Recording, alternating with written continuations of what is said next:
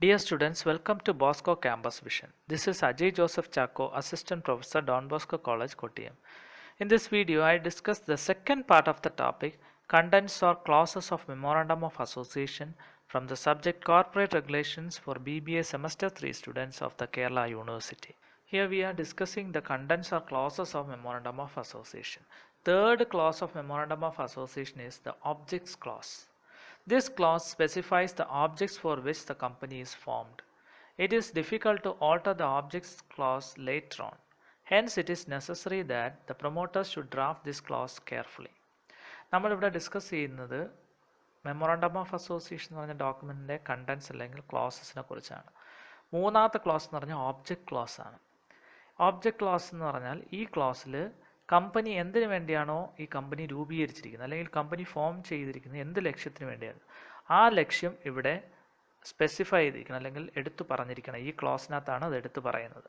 ഒരിക്കൽ ഈ കമ്പനിയുടെ ഓബ്ജക്ട്സ് ക്ലോസ് എന്തിനു വേണ്ടിയാണോ കമ്പനി തുടങ്ങിയിരിക്കുന്നത് അല്ലെങ്കിൽ ഫോം ചെയ്തിരിക്കുന്നത് ഇതിനൊരു ലക്ഷ്യം ഇവിടെ മെൻഷൻ ചെയ്തിട്ടുണ്ട്.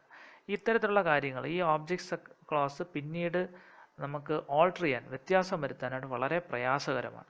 അതുകൊണ്ട് തന്നെ കമ്പനിയുടെ പ്രൊമോട്ടേഴ്സ് ഈ ഓബ്ജക്റ്റ് ക്ലോസ് തയ്യാറാക്കുമ്പോൾ വളരെ ശ്രദ്ധാപൂർവം വേണം തയ്യാറാക്കാനായിട്ട്. This close mentions all possible types of business in which a company may engage in future. The object clause must contain the important objectives of the company and the other objectives not included above.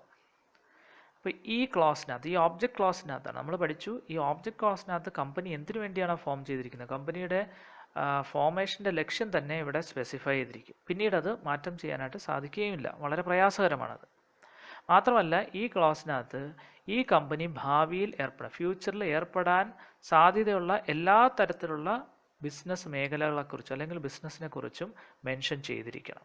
മാത്രമല്ല കമ്പനിയുടെ ഏറ്റവും പ്രധാനപ്പെട്ട ലക്ഷ്യങ്ങൾ ഓബ്ജക്റ്റീവ്സും അതേപോലെ തന്നെ മുൻകൂട്ടി പറയാനായിട്ട് സാധിക്കാത്ത ചില ഓബ്ജക്റ്റീവ്സ് ഉണ്ട്, നേരത്തെ പറയാൻ പറ്റാതെ പോയ ചില ഓബ്ജക്റ്റീവ്സ് ഉണ്ട്, അതുകൂടി ഓബ്ജക്റ്റ് ക്ലോസിനകത്ത് നമുക്ക് ചൂണ്ടിക്കാണിക്കാനായിട്ട് സാധിക്കുന്നതാണ്.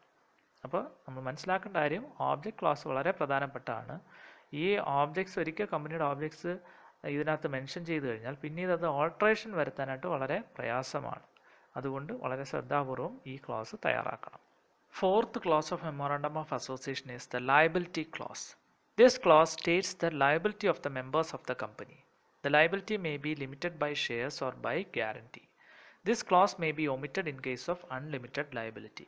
നാലാമത്തെ മെമ്മോറാണ്ടം ഓഫ് അസോസിയേഷൻ്റെ ക്ലോസ് എന്ന് പറയുന്നത് ലയബിലിറ്റി ക്ലോസ് ആണ്. അപ്പോൾ ഒരു കമ്പനി ഫോം ചെയ്യുമ്പോൾ അതിൻ്റെ മെമ്പേഴ്സിന് അംഗങ്ങൾക്ക് എന്ത് ബാധ്യതയാണുള്ളത്, എന്ത് ലയബിലിറ്റി ആണുള്ളതിനെക്കുറിച്ച് വിശദീകരിക്കുന്നത് ഈ ക്ലോസിലാണ്.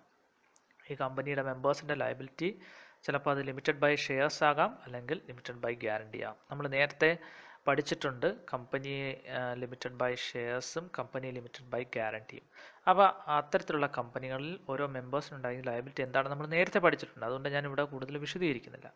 അപ്പോൾ ഈ ഓരോ മെമ്പേഴ്സിൻ്റെ ലയബിലിറ്റിയെക്കുറിച്ച് പ്രതിപാദിക്കുന്ന ഒരു ക്ലോസ് ആണ് ലയബിലിറ്റി ക്ലോസ് എന്ന് പറയുന്നത്. കമ്പനി ലിമിറ്റഡ് ബൈ ഷെയർസ് ആണോ കമ്പനി ലിമിറ്റഡ് ബൈ ഗ്യാരണ്ടി ആണോ, ഓരോരുത്തർക്കും എന്തെല്ലാം ഗ്യാരണ്ടീസ് ഉണ്ട് അല്ലെങ്കിൽ എന്തെല്ലാം ലിമിറ്റ് ഉണ്ട്, അതിൻ്റെ ലയബിലിറ്റി എന്താണ്, ഓരോ മെമ്പേഴ്സിൻ്റെ ലയബിലിറ്റി എന്താണെന്ന് വ്യക്തമായിട്ട് പ്രതിപാദിക്കുന്ന ഒരു ക്ലോസ് ആണ് ലയബിലിറ്റി ക്ലോസ് എന്ന് പറയുന്നത്.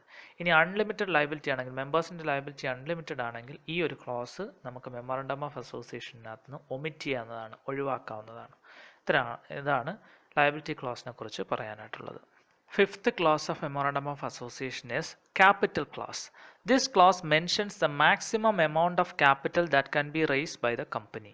The division of capital into shares is also mentioned in this clause. The company cannot secure more capital than mentioned in this clause. If some special rights and privileges are conferred on any type of shareholders, mention may also be made in this clause. ഇപ്പോൾ memorandum of association എന്ന് പറഞ്ഞ ഡോക്യുമെൻറ്റിൻ്റെ അഞ്ചാമത്തെ close എന്ന് പറയുന്നത് capital close ആണ്. ഈ ക്ലോസിലാണ് ഒരു കമ്പനിക്ക് പരമാവധി എത്ര മൂലധനം സമാഹരിക്കാൻ പറ്റുമെന്ന് പറഞ്ഞിരിക്കുന്നത്. എത്ര ക്യാപിറ്റൽ മാക്സിമം ഒരു കമ്പനിക്ക് എത്ര ക്യാപിറ്റൽ ഷെയർ ഇഷ്യൂ വഴിയോ മറ്റ് മാർഗങ്ങളിലൂടെയോ റേസ് ചെയ്യാൻ പറ്റുമോ, സമാഹരിക്കാൻ പറ്റുമോ, അതിനെക്കുറിച്ച് ഇവിടെയാണ് പറഞ്ഞിരിക്കുന്നത്. ഇനി ഈ ക്യാപിറ്റലിനെ കമ്പനി സമാഹരിക്കുന്ന ഈ മൂലധനത്തെ ഷെയറുകളായിട്ട് എങ്ങനെ ഡിവൈഡ് ചെയ്യും, ഓരോ ഷെയറിൻ്റെ വില എത്രയാണ്, എങ്ങനെ ഡിവൈഡ് ചെയ്തിരിക്കുന്നതിനെക്കുറിച്ചും മെൻഷൻ ചെയ്യുന്നത് ഈ ക്ലോസിലാണ്. ഈ ക്ലോസിൽ പറഞ്ഞിരിക്കുന്ന തുകയിൽ കൂടുതൽ ഒരിക്കലും ഒരു കമ്പനിക്ക് തുക അല്ലെങ്കിൽ ക്യാപിറ്റൽ സമാഹരിക്കാനായിട്ട് സാധിക്കുകയില്ല. ഇനി ഏതെങ്കിലും ഷെയർ ഹോൾഡേഴ്സിന് പ്രത്യേക പ്രിവിലേജസോ റൈറ്റ്സോ പ്രത്യേക പരിഗണനകളോ അല്ലെങ്കിൽ അവകാശങ്ങളോ കൊടുത്തിട്ടുണ്ടെങ്കിൽ അതും ഇവിടെ പറഞ്ഞിരിക്കണം. ആരൊക്കെയാണ് ഇതിനകത്ത് പ്രിഫറൻസ് ഷെയർ ഹോൾഡേഴ്സ്? നമുക്കറിയാം ഷെയർ ഹോൾഡേഴ്സിന് പ്രിഫറൻസ് ഷെയർ ഹോൾഡേഴ്സും ഇക്വിറ്റി ഷെയർ ഹോൾഡേഴ്സ് എന്നൊക്കെ പറഞ്ഞ് നമ്മൾ റൈറ്റ്സും പ്രിവിലേജസും കൊടുക്കാറുണ്ട്. അപ്പോൾ അത്തരത്തിൽ എന്തെങ്കിലും പ്രിവിലേജസ് റൈറ്റ്സ് കൊടുത്തിട്ടുണ്ടെങ്കിൽ അതിവിടെ പറഞ്ഞിരിക്കണം. Sixth clause of Memorandum of Association is subscription clause. It contains the names and addresses of the first subscribers. The subscribers to the memorandum must take at least one share. The minimum number of members is 2 in case of a private company and 7 in case of a public company. Memorandum of Associationന്റെ ആറാമത്തെ close എന്ന് പറയുന്നത് subscription close ആണ്. ഈ subscription ക്ലോസിനകത്ത് first സബ്സ്ക്രൈബേഴ്സിന് എന്ന് വെച്ച് കഴിഞ്ഞാൽ memorandum of അസോസിയേഷനിൽ പേര് വരുന്ന ഷെയർസിൻ്റെ ആദ്യത്തെ സബ്സ്ക്രൈബേഴ്സ്, ആദ്യത്തെ വരിക്കാരുടെ പേരുകളും അഡ്രസ്സുകളും ഇതിനകത്ത് ഈ ക്ലോസിൽ പറഞ്ഞിരിക്കും. ഫസ്റ്റ് സബ്സ്ക്രൈബേഴ്സ് എന്ന് വെച്ചാൽ ഈ കമ്പനിയുടെ ഷെയർ വാങ്ങുന്ന ആദ്യത്തെ സബ്സ്ക്രൈബേഴ്സ്, ആദ്യത്തെ വരിക്കാരാണ്. ഇനി ഈ സബ്സ്ക്രൈബേഴ്സ് മെമ്മോറാണ്ടത്തിൽ പേരും അഡ്രസ്സും പറഞ്ഞിരിക്കുന്ന ഈ ഫസ്റ്റ് സബ്സ്ക്രൈബേഴ്സ് ഒരു ഷെയറെങ്കിലും വാങ്ങിച്ചിട്ടുള്ള വ്യക്തികളായിരിക്കണം. ഒരു ഷെയറെങ്കിലും അവർ വാങ്ങിച്ചിരിക്കും. ഇനി ഇതൊരു പ്രൈവറ്റ് കമ്പനി ആയിട്ടാണ് രജിസ്റ്റർ ചെയ്യുന്നതെങ്കിൽ പ്രൈവറ്റ് കമ്പനിയുടെ കേസിൽ മിനിമം നമ്പർ ഓഫ് മെമ്പേഴ്സ് ആ കമ്പനിയിൽ എത്ര അംഗങ്ങൾ ഉണ്ടാവണമെന്ന് വെച്ചാൽ 2 അംഗങ്ങൾ ഉണ്ടായിരിക്കണം. ഒരു പബ്ലിക് കമ്പനി ആണെങ്കിൽ 7 അംഗങ്ങളും മിനിമം ഉണ്ടായിരിക്കും. എങ്കിൽ മാത്രമേ ഒരു കമ്പനിയായിട്ട് രജിസ്റ്റർ ചെയ്യാനായിട്ട് സാധിക്കുള്ളൂ. അപ്പോൾ ഇവിടെ പറഞ്ഞ കാര്യം ഇതാണ്. സബ്സ്ക്രിപ്ഷൻ ക്ലോസിൽ ഫസ്റ്റ് സബ്സ്ക്രൈബേഴ്സ് ഈ കമ്പനിയുടെ ഷെയറുകളുടെ വരിക്കാരുടെ ആദ്യത്തെ സബ്സ്ക്രൈബേഴ്സിൻ്റെ പേരുകളും അഡ്രസ്സും എല്ലാം ഇതിനകത്ത് കാണും. ഓരോ സബ്സ്ക്രൈബറും അറ്റ്ലീസ്റ്റ് ഒരു ഷെയറെങ്കിലും വാങ്ങിച്ചിരിക്കണം. ഇനി ഒരു പ്രൈവറ്റ് കമ്പനിയെ സംബന്ധിച്ച് അറ്റ്ലീസ്റ്റ് 2 അംഗങ്ങളെങ്കിലും ആ കമ്പനിയിൽ ഉണ്ടായിരിക്കണം. പബ്ലിക് കമ്പനി ആണെങ്കിൽ 7 പേരെങ്കിലും ഉണ്ടായിരിക്കണം. ഇതാണ് നിബന്ധന. Thus, the Memorandum of Association of the company is the most important document. It is the foundation of the company. അപ്പോൾ നമ്മൾ മെമ്മോറാണ്ടം ഓഫ് അസോസിയേഷൻ്റെ 6 ക്ലോസുകളെ കുറിച്ച് പഠിച്ചു.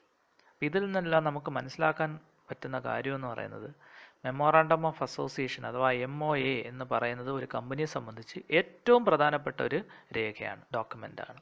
ഇത് ഒരു കമ്പനിയുടെ അടിസ്ഥാനമെന്ന് തന്നെ നമുക്ക് പറയാനായിട്ട് സാധിക്കും. Assignment questions. First question, briefly explain the object clause of Memorandum of Association. Second question, briefly explain the liability clause of Memorandum of Association. Third question, briefly explain the capital clause of Memorandum of Association.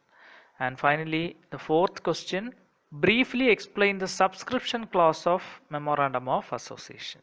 I hope all of you understood the second part of the topic, contents or clauses of Memorandum of Association, quite well. For more information and classes, please subscribe the YouTube channel of our college, Bosco Campus Vision. Thank you for listening.